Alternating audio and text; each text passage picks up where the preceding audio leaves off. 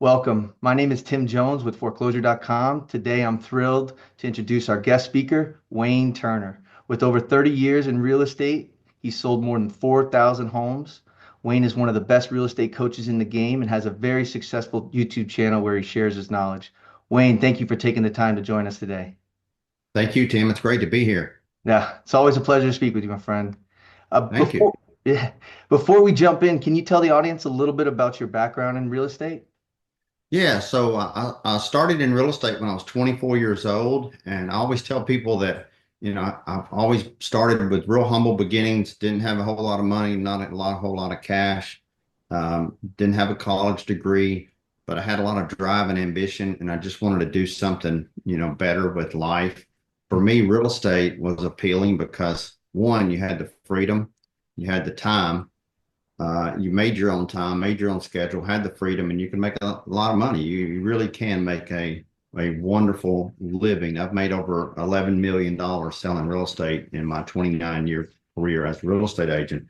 I say that not bragging, just to let people know that it is a really good, lucrative profession that you can get into, and it doesn't cost you a whole lot of money to get into. And if you can connect with the right people, that I've learned early on, after about 2 years in the business, I learned that I needed to connect with some key players, and that's what helped propelled me. And now I'm doing the same thing for other agents. So it's been good, very blessed.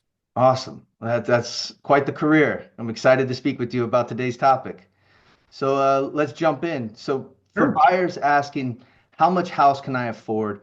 What key financial factors should they evaluate before they start their search? First and foremost, I tell people, there's a difference between being qualified and being approved. Qualified, you talk with a lender, but I always tell people you need to know your credit report. You need to know your FICO score, because the Mhm. mortgage companies are going to pull a tri-merge credit report. So they're going to look at Equifax, TransUnion, and Experian. They're going to look at all three of those. So you need to see what the lender is seeing. It Mhm. doesn't matter where you get it from, but you need to, my FICO is one that I personally have used over the years. They do a really good job. You can do LifeLock. There's a couple of them out there, right? But I tell people, know your credit, and then try to keep your credit score minimum 600 to 620, because you can get an FHA loan if you've got a 600, credit score, 2 years on the job.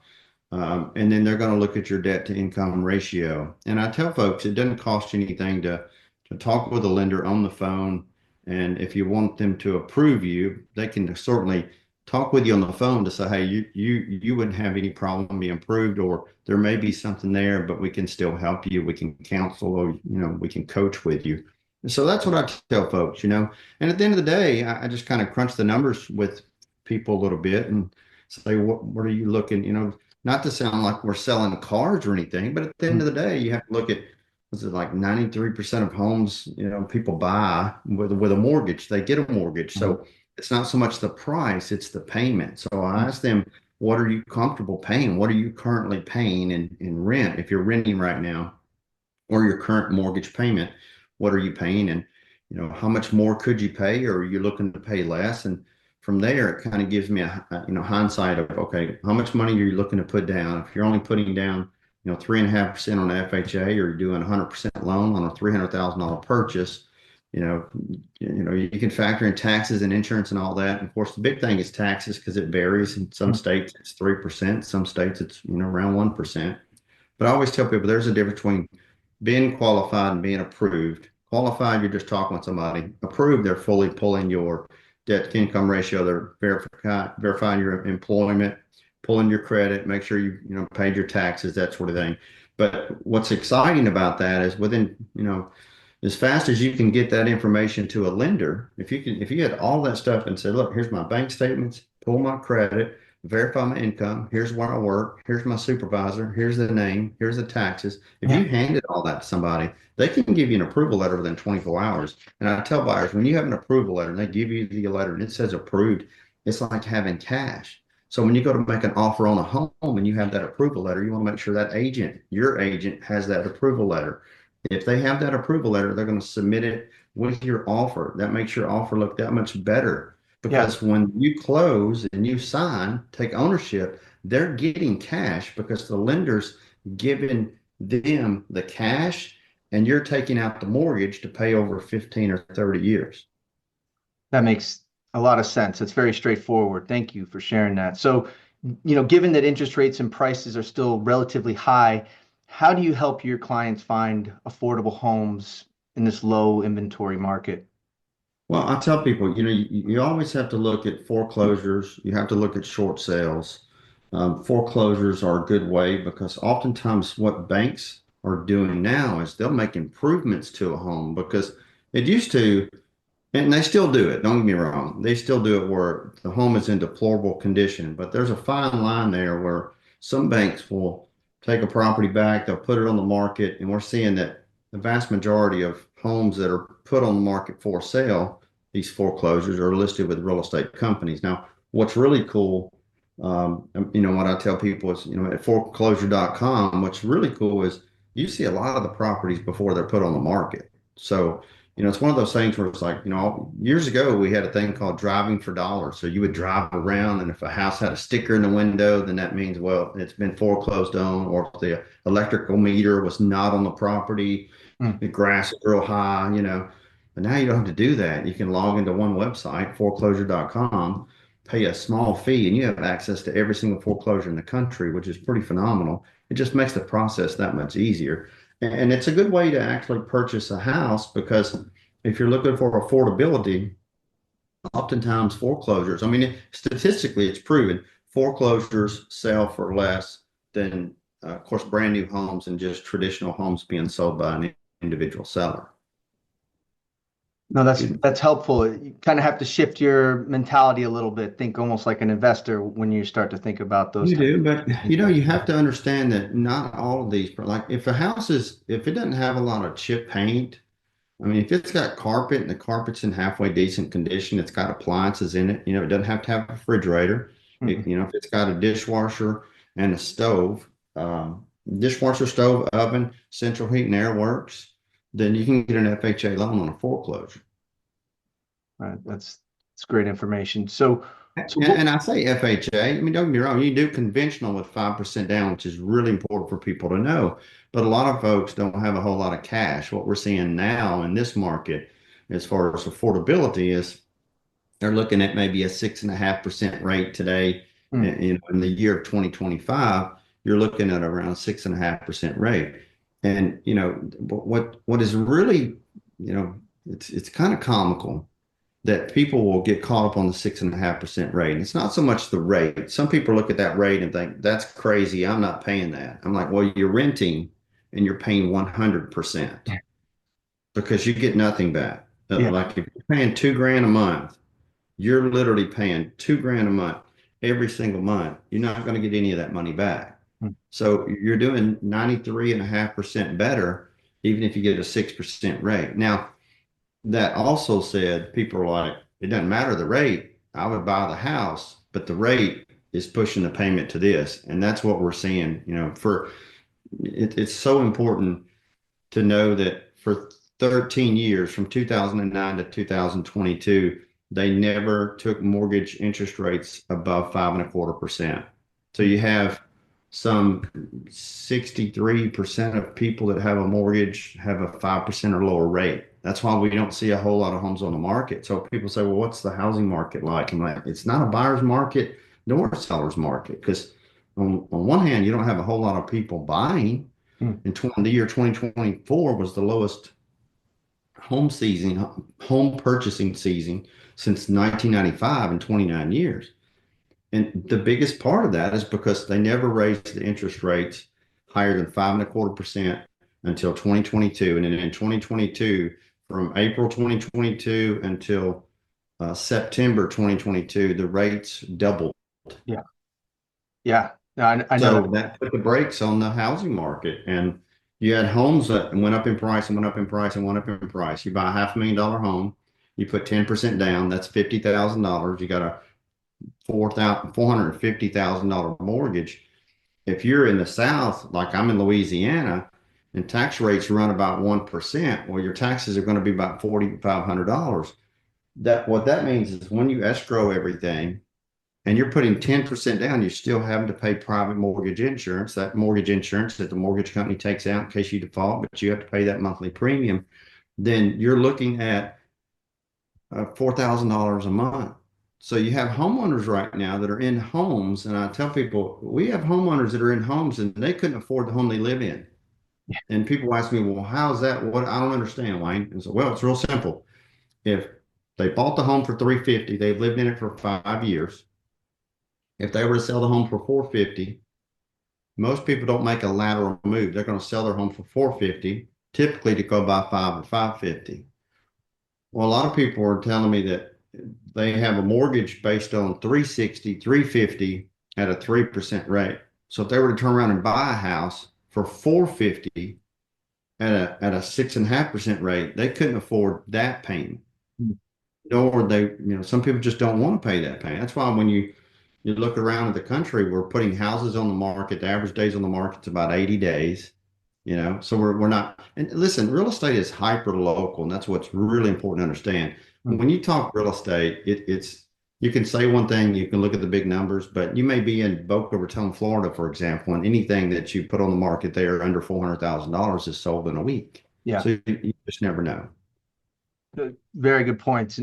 And you're seeing that, people are not wanting to move on the property that they're in currently. And then at the same time, people that kind of purchased in that, in almost, 2021, 22, a lot of them didn't anticipate the taxes and down here, really the insurance, jump in cost, and people are having some troubles, so that makes a lot of sense. So with that said, what trends have you noticed in New Orleans, Louisiana housing market? I mean, we've seen it's slow a little here, um, just like any other market, it's slow. The average price range is around 350. The average days on the market's about 75 days on the market. New construction is running about $200 a square foot. So it's a brand new home. If it's a 2,000 square foot home is going to run you $400,000 minimum, you know. Yeah. And there's some track builders that are less expensive than that, but for the most part, we just sold one the other day, and it was $405,000, and it was 20, just over 20, 2,000 square feet. I mean, it's $200 a square foot. It's a brand new home, Yeah. but it's $200 a square foot. That's just pretty much what we're going to see. And I don't think we'll ever see interest rates at that 3-4% ever again. Mm. I think that a lot of people, if you bought a house, anybody out there listening, you can pretty much attest to this. You're probably going to nod because most people that bought a house, 5, 6 years ago, you have a minimum of $25,000 equity in your home. And so a lot of people are like, well, Wayne, I couldn't afford that house. Like I was just talking, people said, I can't afford the house. I'm like, well, let's look at this. Let's put the pencil to the paper. How much credit card debt do you have? Now, here's where it gets touchy because credit card debt is the highest it's ever been in the United States as of 2025. $33,000 is the average household credit card debt. However, people are equity rich, but they're cash strapped. So they may not have a whole lot of cash to put down on another home, but you have to think about it this way. If you have a truck that you love, that you've had for 4 or 5 years, and it's a year from being paid off and you owe 9 grand on it, but you've been paying $900 a month on that truck payment, right? And then you've got, say, $26,000 in credit cards, and those credit card payments are running you $1,100 a month. Well, there's $2,000, right? That you're paying every month. And you're probably paying 20% interest on credit cards. So something that people need to consider if you do want to move, and I'm not trying to talk anybody into selling a house. I'm just giving you enough information where you have to process it and think about it. Because it would be nice to only have one payment to live in a newer house, even though the rate's at 6.5%, because you can sell your house, take your equity that you have because you're equity rich. You may have 40, 50, $60,000. What if you had $33,000 in credit card debt? You had $65,000 in equity. You owed $10,000 on a truck note. you could take that equity, pay off all of that. Hmm. That would free up $2,000 a month, and then you can be approved for a house. Now, here's what people need to understand. If you talk with a lender, you can talk with a lender and get approved. And good lenders will say, well, if you didn't have these payments, if you paid off this balance and you didn't have these payments, this is what you would qualify for. That's what people need to understand. You have so many lenders because, for God's sake, people have to understand they just made it mandatory that mortgage loan officers and lenders had to get a license to give you loans. I mean, people are like, well, the housing market crashed. I mean, you have to understand during that whole crash debacle and all the housing crash, all these people that were giving mortgage loans, they were working out of closets in their homes and they weren't even licensed. They didn't have to be licensed. They were just packaging stuff, going to Kinko's, making copies. Some of that shit got falsified. It was just sad, you know? Yeah. But and it caused a crash. But people have to understand just something that you own. I got credit, I have debt, I got a truck payment, a car payment, a boat payment, or whatever it may be. How much are your payments? And if those went away, so what a lender will do is say, you're approved for this if you pay off this with your equity. Go find a home. And at the closing, they take your equity and they pull it aside. The closing attorney overnights the payoff on your credit cards, the truck note, and then 45 days later, your new payment starts. They hand you the keys to your new house, and you get a new house. And now you have, and here's the thing, what's really cool about that is your house payment may have jumped $1,500 or $1,000, but if you just cut out $2,000 that you're paying, and now you freed up $500 a month and you're in a new house. So I know a lot of people are like, oh, it sounds all great. You're a real estate broker. That's how you make a living. It is. It is. I don't care if you call me or anything, but it doesn't matter who you call. Just do what's best for you, the consumer, the person. And you have to know that at the end of the day, there's a reason why the wealthiest people on the planet buy real estate. It just makes you money. Yeah. That's very helpful. I think our audience will get a lot of value out of that. So thank you for I got, sharing. I get a little passionate with it because I'm like, look at the numbers, look at the money. Let's think about that. Well, and here's the thing, what a lot of people don't realize, and they've been doing this for decades. This is how I learned it. I learned it when I was probably a teenager. And I remember being with my mom and they were selling one house and buying another home. And I remember them having a conversation about they had a couple of credit cards and such and they wanted to pay those off. And so what the lender did is they said, well, we're going to take your equity at the closing and we're going to pay those off. That way you're going to buy a new house, but you're no longer going to have these accounts. And the best thing you can do is close those accounts. Yeah. Now, I'm sure banks would disagree because, people have to understand banks spend more money on marketing and advertising than any other business profession on the planet. Absolutely, bar none. Like they spend hundreds of millions of dollars each year to advertise because that's how they make a living. That's why I always tell people, if you get your credit right, get your income right, and you're doing right, don't live, beyond your means, purchase what you can live with, stop keeping up with the Joneses. Hey, you know, then at the end of the day, and I know it's hard to, everything's gone up, was it a dozen eggs is $6 or something like that. It's been kind of crazy, but if you can live below your means, then you can certainly get ahead in life, Yeah. I think a lot of people are starting to realize that, especially as you get older, you know. I'm in my early 50s, and as you get older. But I've been there, done that. Don't get me wrong. Lord knows I've spent a whole lot of money trying to keep up with, nice things and cars and clothes and watches and it's like I deserve that, I Mhm. deserve that. It's like a trophy. Yeah. And I can't emphasize. If somebody said, Wayne, what would you do different? What would you tell your 24-year-old self? I would say, buy as many homes as you can before the age of 34. And if you never buy another one, that's fine. But at 24 years old, if you can work and try to learn and figure out how to purchase, and you do that by buying foreclosures, fixer-uppers, estate sales, short sales, bankruptcy sales, whatever it may be, getting good deals. You make your money when you buy.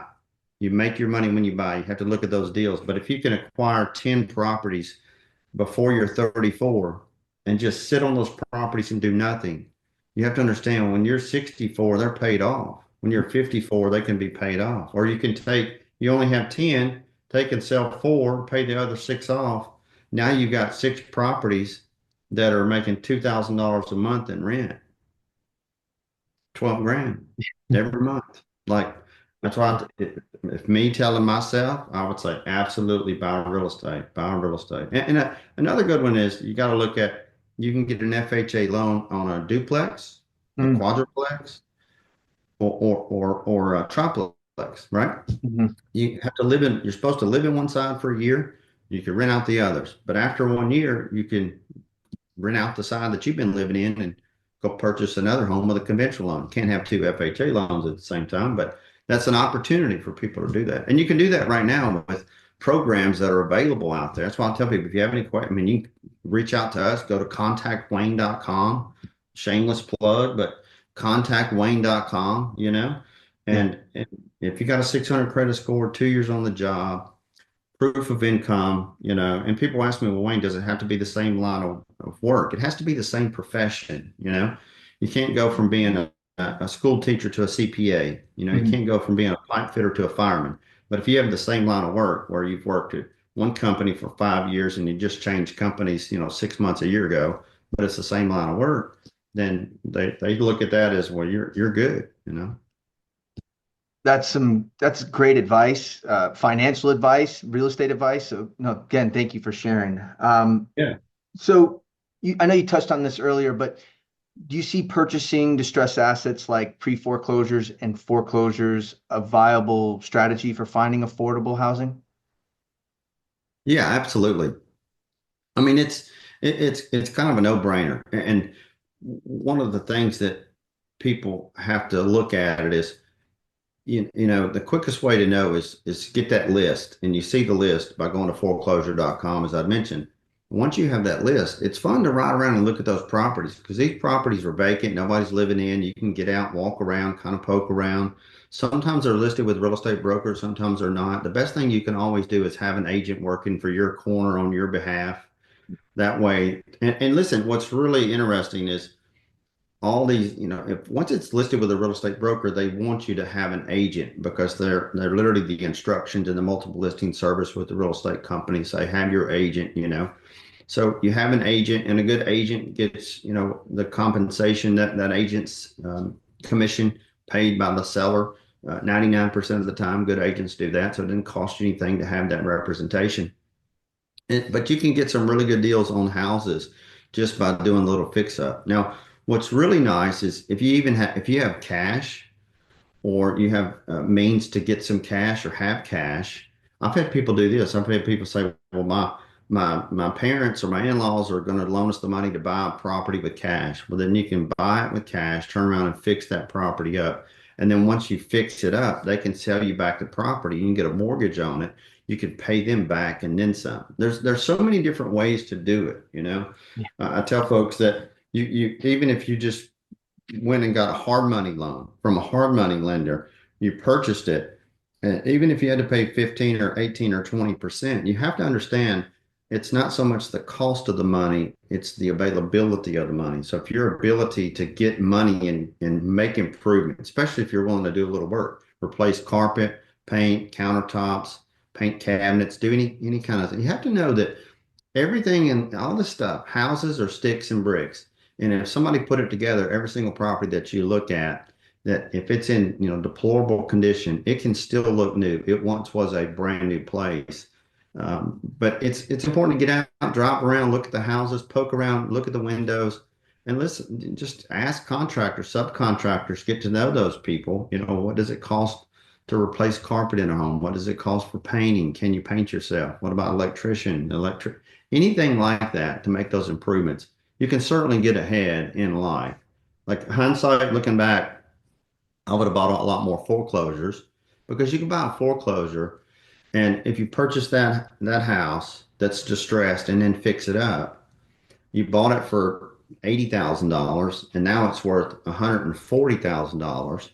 Well, the bank's going to loan you all day long 80% of that. Well, that's how these folks get really wealthy with real estate. And then once you do that 2 or 3 times, then you have cash.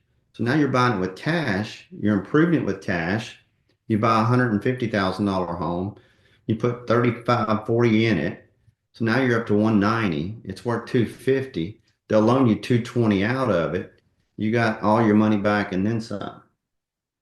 And then you hold that as a rental, or you hold it to live in, or you just buy it to flip, you know. But people Yeah. have to understand that the houses are still selling. There's always a need for homes. Even though last year was the lowest year, and there was still over 4 million homes sold last year. That's great. Yeah, it was like 4.1 million homes sold last year, and that was the slowest year in 29 years because the interest rates went kind of crazy over, and it was slow in 2023 too. But people are still buying houses. So I always tell people, don't get crazy with any kind of flips. Just, people don't like carpet as much, but they like carpet in the bedrooms. They're okay with that. But, there's all kind of little nuances. We got videos over at my channel, WayneTurnerTV.com. You can check that out. Whether you're buying, investing, flipping, first-time home buyers, buying land, you want to build or anything, there's all kind of opportunities out there. No, I love watching your videos. They're very helpful and informative. And um, basically, you segued perfect into our next question, which is, what are your expectations regarding housing inventory and the availability of affordable homes? I think that, it's kind of crazy because you see these gurus are like, oh, it's inevitable. We're most likely to possibly see a recession. I think that's what one of the gurus said. I was like, what? Like, why'd you have to put three adjectives in there? It's like because nobody really knows. Nobody really knows. What I personally see is people getting used to and adjusted to and realizing that the rates are what they are, and they're kind of just there's a lot of people out there that really do want to own a home. So even in like real estate agents, and we talk with real estate agents and brokers on a weekly basis, and I tell them there's more people that want to own a home than you really realize. There are a lot of people out there want to own a home. The sad thing is, and that's what we try to do on our channel is to teach people to make it simple. It drives me a little bonkers that, a lot of when I was in school, and I'm 53. But when I was in high school, you had to take 2 years of a foreign language. And I couldn't count to 10 in Spanish if you paid me. And so, but yeah, they don't teach you interest, compound interest, simple interest. They don't teach you credit cards. They don't teach you how to balance a checkbook. They don't teach you how to buy a car, house. They don't teach you anything. And then you go to school and they'll give you a free frisbee and a t-shirt if you sign up for a credit card. Yeah. So that's the kind of vast, it's kind of backwards, Yeah. of society. Now, where I'm back to your question, Tim, is where I see things going. I see things going actually for the better. I think we'll see the third, fourth quarter of 2025 to actually end pretty strong. And I think 2026 is going to be strong too. I think more and more people are realizing, like what I'd said, hey, I have equity and I'm tired of debt. I got this payment, and this payment, and this payment, and this payment. And we can get rid of the gas card. We can tear all that stuff up because we don't need it anymore because we're going to free up some cash. We're going to take our equity, sell the house, go buy a new house in a school district we like, or we've been wanting a one story, or we've been wanting that house with a pool. We're going to have a pool anyway. We're going to enjoy it more. And so people are doing that. They're saying, well, wait a minute, I got equity. I got $100,000 equity. I may have $40,000 in debt, but you have to learn from that. And learning from that means the last thing you want to do is to sell your house and go from a $3,000 a month mortgage payment to a 4,500, or go from a 15 to a 25, and then you still have credit cards, and then you go out and buy a new vehicle, and then you're back to square one. Yeah. I always tell people you're in that hamster wheel, and you got to get off the wheel, man. Yeah. It's harder than it seems. I've been there and done that. But I'm speaking from somebody that come from very humble beginnings. I've made millions of dollars. I've lost it. I mean, I've been left with $6,000 to my name before in a brand new housing market where nobody knew me because I'm from Nashville, Tennessee. And when I started here in New Orleans, I had $6,000, a car with a $600 car payment. But I said, it's people and houses. Give me a desk, a chair, a phone, and a computer where I can access the MLS, and I will sell real estate. And I have. Like, it's people and houses. That's why I tell folks, I tell real estate agents, it's people and houses. And we teach real estate agents how to do that. We teach buyers how to buy houses. We teach homeowners how to sell their home as quickly as possible for the most amount of money and the least amount of stress. That makes a lot of sense, especially people, appreciate genuine when you genuinely care about them. And I think a lot of business in general, sometimes you forget that it's a person on the other side. So I feel that every time I speak with you and watching your videos. So thank you again. Wayne, that's all the time we have for today. But is there anything else you want to mention to the audience before we jump out of here? No, just if anybody has any questions, concerns about, getting qualified, approved, we have lenders that we refer people to around the country. So it doesn't matter where you are. If you can hear my voice, you're watching this video, it's important to know you can do that and go to contactwayne.com. You can book a call with me or one of my staff members. We'll reach out to you, talk with you, ask you a few questions and get you in the process. If you own a home, you need to sell a home. Oftentimes people get kind of behind the wheel, so to speak. They may get behind a little bit. And I always tell them, instead of just dumping the property, reach out to us and say, hey, Wayne, I've got a home. I've been behind in my payments 3 months. Like, we can help folks, any facet. You're a real estate agent, you're buying, you're selling, it doesn't matter. You can go to wayneturner.com. Our YouTube channel is wayneturnertv.com if you want to learn more, or, book a call with us at any time at contactwayne.com. That's great. Well, we'll definitely add a link in the description below. Um, if you found this video helpful, please like and subscribe to our channel. And don't forget to sign up for our free foreclosure email alerts. Until next time, I'm Tim Jones with foreclosure.com, and thank you for joining us today.